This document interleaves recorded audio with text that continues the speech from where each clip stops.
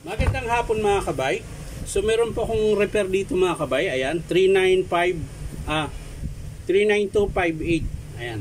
Ang model nito mga kabay ay DWE 300S. Ayan, ito po yung ilang watts ba to? 1010 watts. Ayan. So yan mga kabay, sasaksak po natin.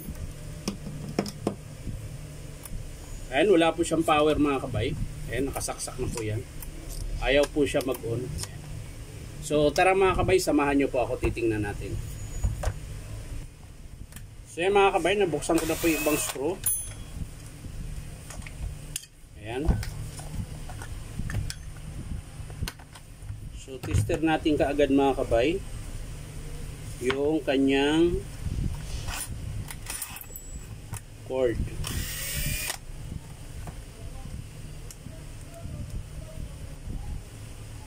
Yun. Maaring dito sa dugtungan na ito mga kabay ang kanyang sira.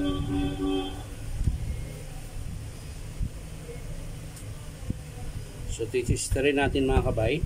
Ayan. Tingnan natin kung may power. So yan mga kabay, buo po yung tester ko. Ayan. Titesting po natin sa kabila.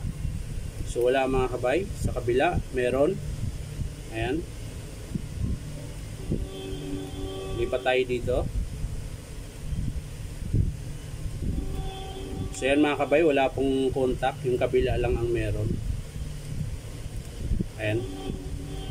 So putol po yung wire niya mga kabay. So para hindi na tayo mahirapan mga kabay, putulin ko na dito yan. Ayan. Yun o, pangit yung wire mga kabay o. Pag binabalatan mo siya, kusa siya napuputol. Ayan. So ito, titester natin dito mga kabay.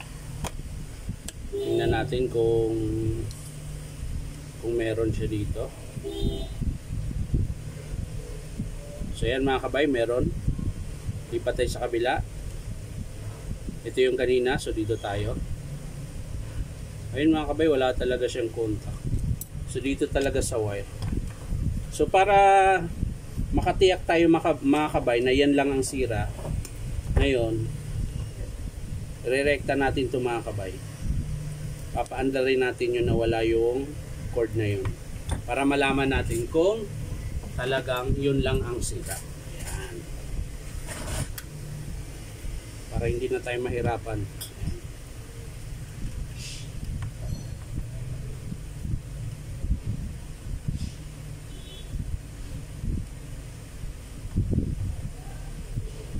So yan mga kabay, sasaksak po natin ito. Ayan. Nakarekta po tayo mga kabay. Ay hindi, ayan, yun din pala natin. Hindi pala nakarekta. Ayan, noon natin mga kabay.